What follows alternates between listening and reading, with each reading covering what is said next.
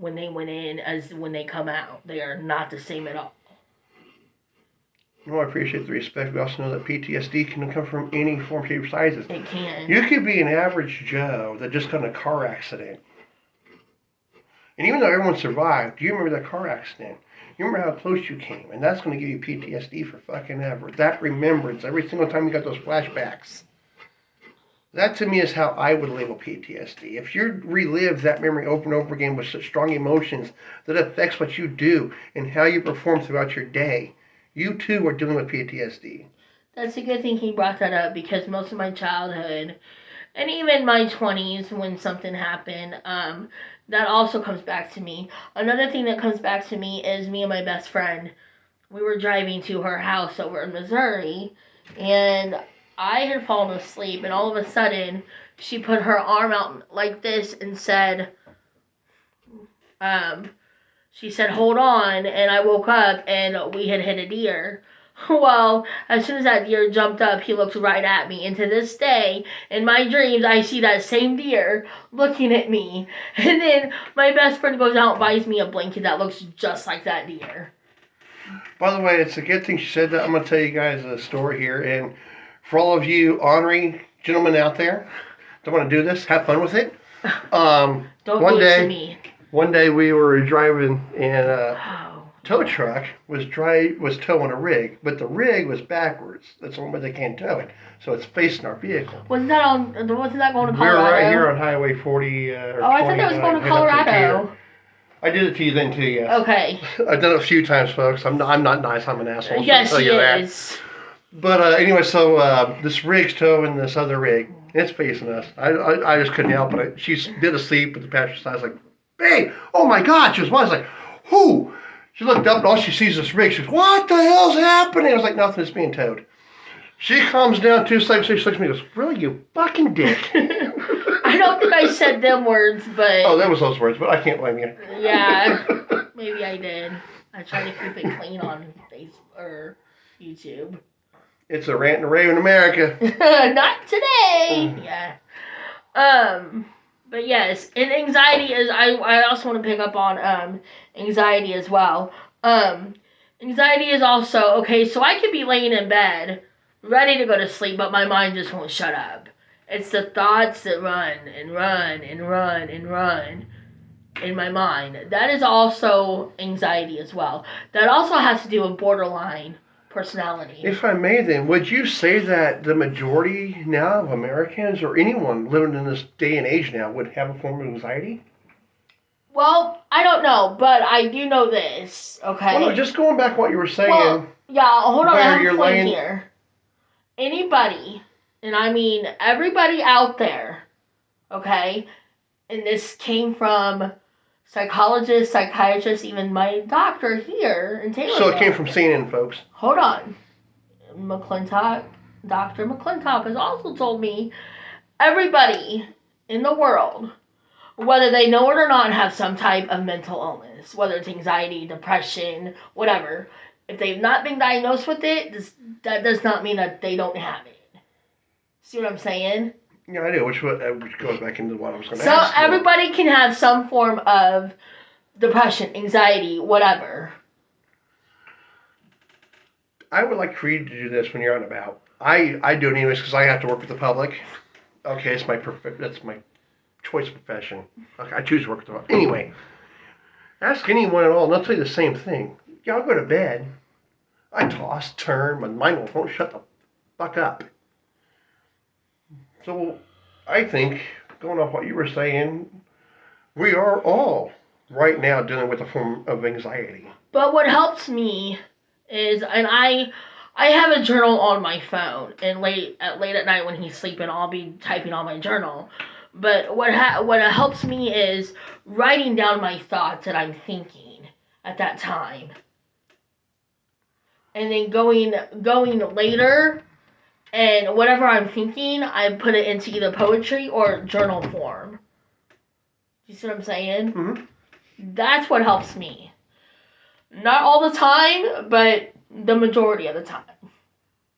And I know, well, I can say this, but I'm probably wrong on this.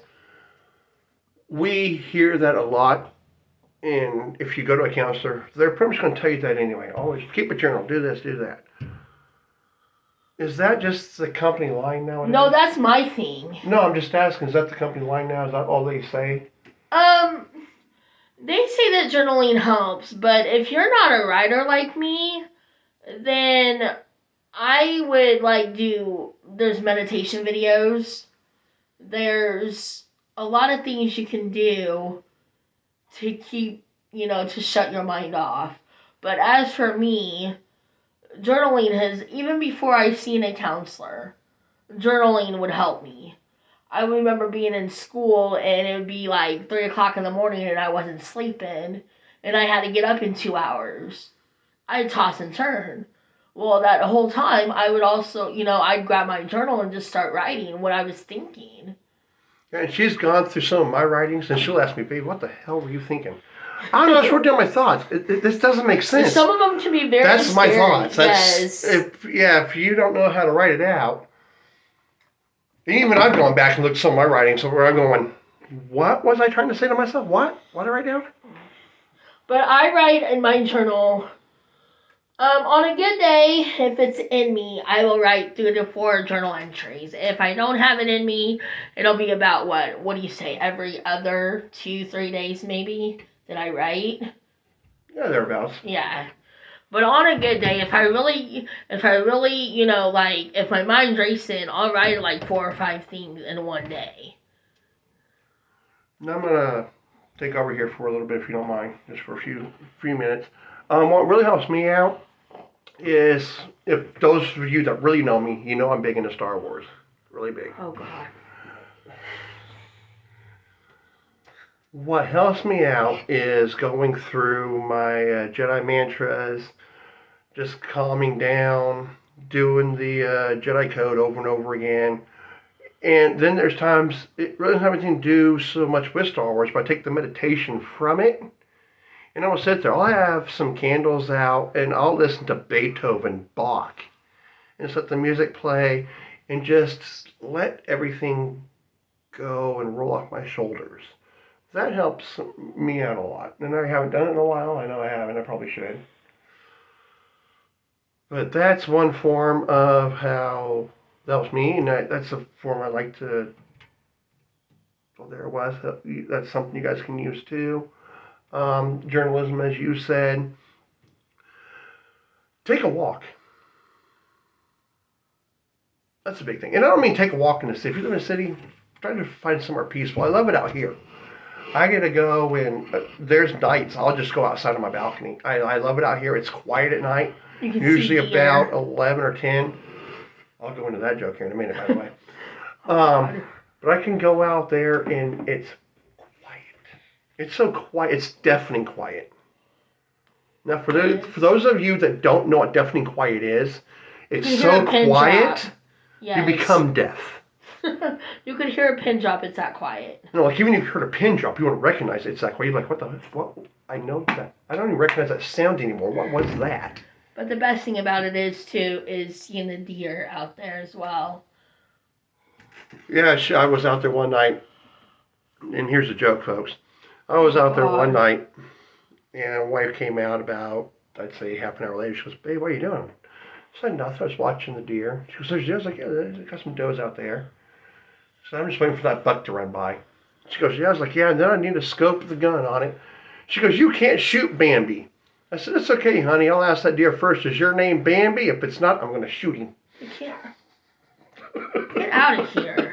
I don't like you anymore. I'm done with you. I'm kidding, guys. But no, just even if you just take a walk down your street, take the walk. Don't pay attention to your surroundings per se, so much as look at the sky, look at the trees, the wind blowing across your face. Go out to the lake. Sun. When I was younger and I lived in Quincy, I would always go down to the river and sit and just let my mind just wander. And I would just listen to the birds and the waves crashing on the shore. And I'd just sit there with my headphones in. Or I'd even take a notebook and just start writing everything I was feeling.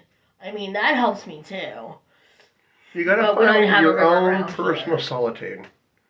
Because even if you don't think anyone else around you cares, trust me, folks, this world is not worth leaving. There is so much If you wonder in see, it.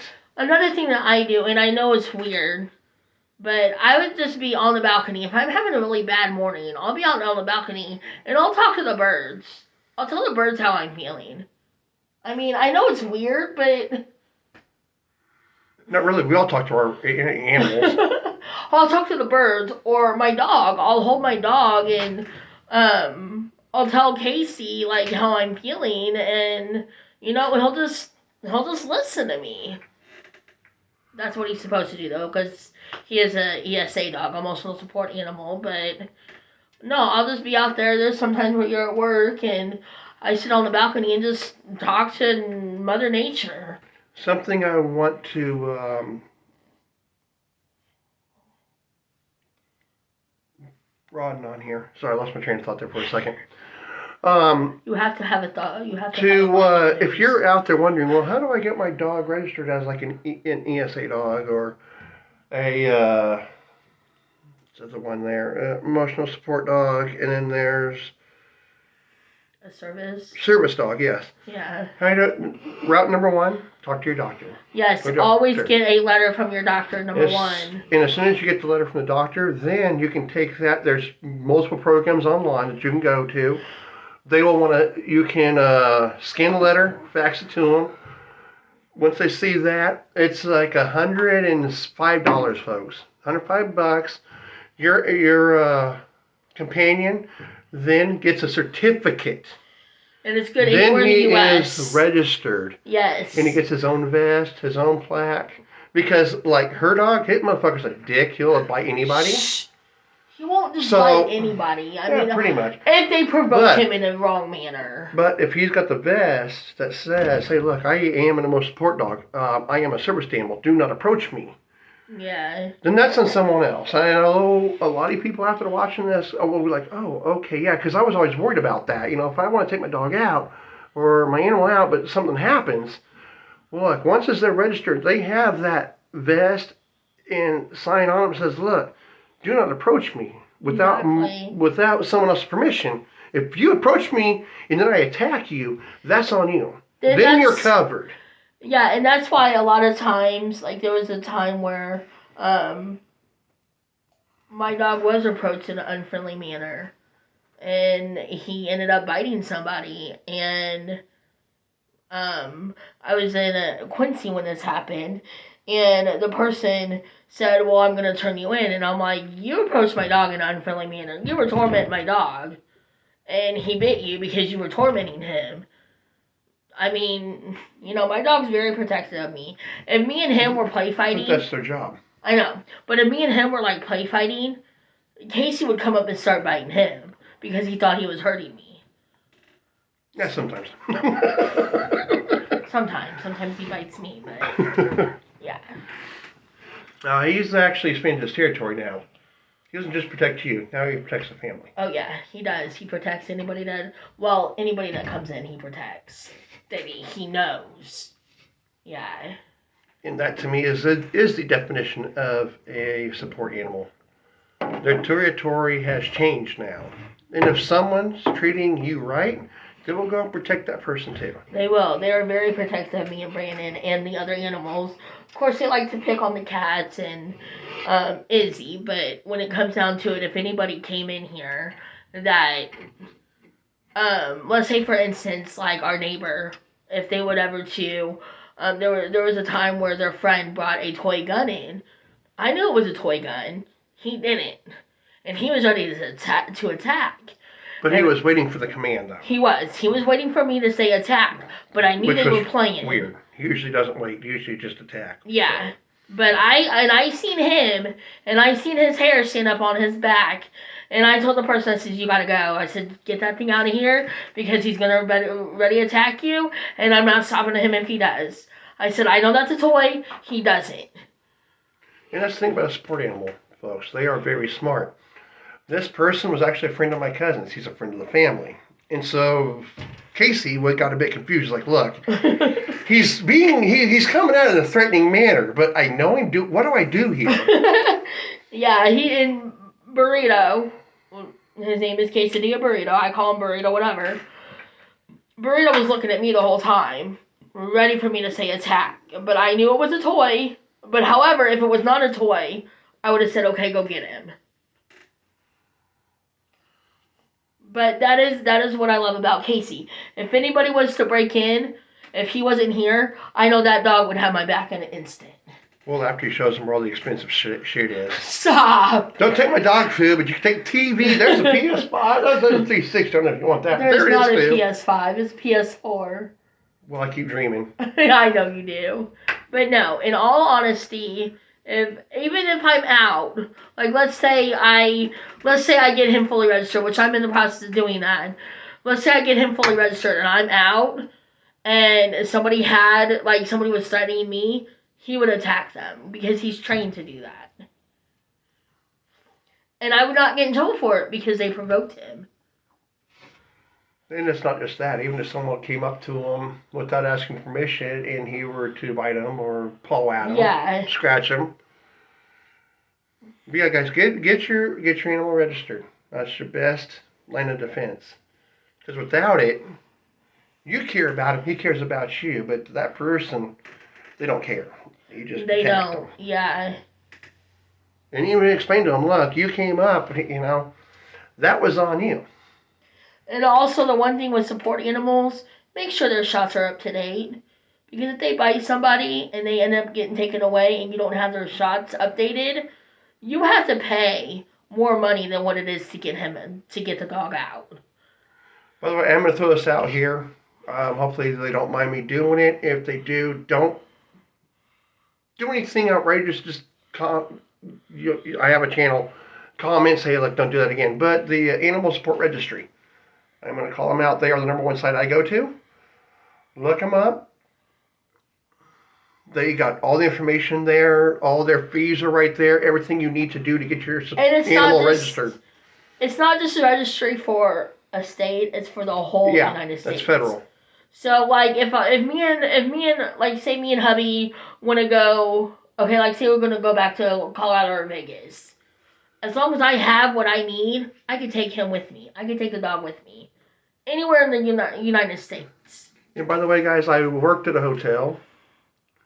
You don't even need a piece of paper. If you just want your loving family member to come with you, your four-legged furry family member to come with you to a hotel, you can tell a hotel that he's a support animal. Or however you want to do it. Sing for the blind. Don't do that, though, because we can tell if you're blind or not. But the hotel or even a landlord cannot ask for those papers. Now, the landlord can if they go through the legitimate channels. Yes, they can. But if you go anywhere, even to a restaurant, up to the store, go to a hotel, they cannot ask you to prove that they're a support animal. They can't. Well, in Colorado, we couldn't have the dogs at the hotel. They wrote a stink about it, but yes, we could have. Yeah, I know. The only reason I was going to request a pet room, but I didn't request a pet room because it was my son's dog, and they were just there to visit. I didn't need to request a room then. Yeah. And I brought that up to them too. They wrote a stink about it, and I told them, look, I could honestly at this point sue you. But yeah, and when we moved out here, I already had a letter from that year from my doctor. I know I didn't need to show it to our landlord, but I did. So that is why I have Burrito, per se. And I think we've covered all the subjects we had to. So now we're really going to get into a Rant and Rave in America video here. And now you really get to enjoy being on the channel. I'm kind of nervous and scared. Okay, now the rules have changed. Just a little bit there, huh? Thanks. I see what you did. We'll pay for that later. Yeah. Well, so I know Pops and I, we gave you guys some tidbits. We didn't do a video yesterday. Stuff happened. We were really busy. Won't go into details. No, it's okay. No one got hurt. But I did clue into something that my buddy was telling me that I wasn't paying attention to. And you know me, I totally am against government control. But what he was trying to say to me, I'm sure a lot of you guys got it, I didn't, was no matter what laws, no matter what the hell the government does, that really doesn't affect you as long as you are a law-abiding citizen. As long as you don't cross the bounds of the law. They can pass any laws they want to. But as long as you keep doing what you're going to do, what they do doesn't affect you. And he was going on with Black Lives Matter. And I always keep saying, it's that much bullshit. Which you guys have heard me go off on about before anyway. And I still think it's bullshit. I really do. But he goes, look though. Does it really affect you? I said, well, yeah, it upsets me. No, it doesn't affect you. Right now, with what's going on, does it ruin, does it stop what you're doing every day throughout your life? No, it don't. No, it doesn't. And I didn't key onto that fact until I was calmed down and he explained it to me. It really doesn't affect what I do. It really doesn't. Now, I am going to continue saying this, so I am pissed off about it, though. No one deserves more right than anybody else. I don't care who the fuck you are. We have our basic rights. Those are our rights. Everyone deserves to be treated equally. And when one so-called faction goes up above another so-called faction and wants more rights than another, no, that does piss me off. Because no, you don't. Can I say something on that? Yeah, absolutely. Okay, so, me and hubby was having a conversation, many conversations about this. In fact, we brought it up, we were talking about it the other day. Yeah, which is weird, folks, because give you some background. My wife, she hates politics. Yeah. If you're gonna talk politics with me, you might as well just kick rocks and get out of my face. That'd be nice about it. But no, we were talking, and I told him, I said, I hear about all these men out there who have children and are doing everything they can for their children, but yet they have to pay child support. I think a woman, if it's okay for a man to have to pay child support, then why can't the woman also pay child support? I mean, that's where I think what's good for men is good for women. Definitely. But I would like to take that one step farther. Mm-hmm. My kids have always told me, I always say, look, I know I'm behind, and they know why I'm behind. And honestly, I know why you're behind. I'll tell you guys why I'm behind, because I know I didn't go into it in the last video that when Pops and I talked about it, but I was like, I said, I'm not going to go into details, but I will go into details. The reason why I was behind is I refused to pay my child support. When I call up my children's mom and say, hey, look, I'm free, I want to come and see him, she goes, no, you're not. Not without someone being there. Wait now, that's not even in the court records. I don't need to have someone there. I just want to see my kids. Well, no, that ain't happening. Or, I got this one example. The other one is, I want to see my kids. No, I'm just not going to be coming down right now. You can't. So that's fine. I'm not going to see them. Now, the courts will separate that issue out. They'll go, well, visitations, child support is completely different. Well, to me, it's not. If I want to pay my child support, I also want to see my fucking kids. Exactly. I love my children to death, and they know it. Now, going into what we were talking about, I even asked my kids, I told them, I was like, sorry, Dad's not paying his child support right now. I really want to see you guys. You know what they told me? Dad, we don't give a fuck about the damn child support. We don't care about it. We love you. We know you love us. We don't give a fuck.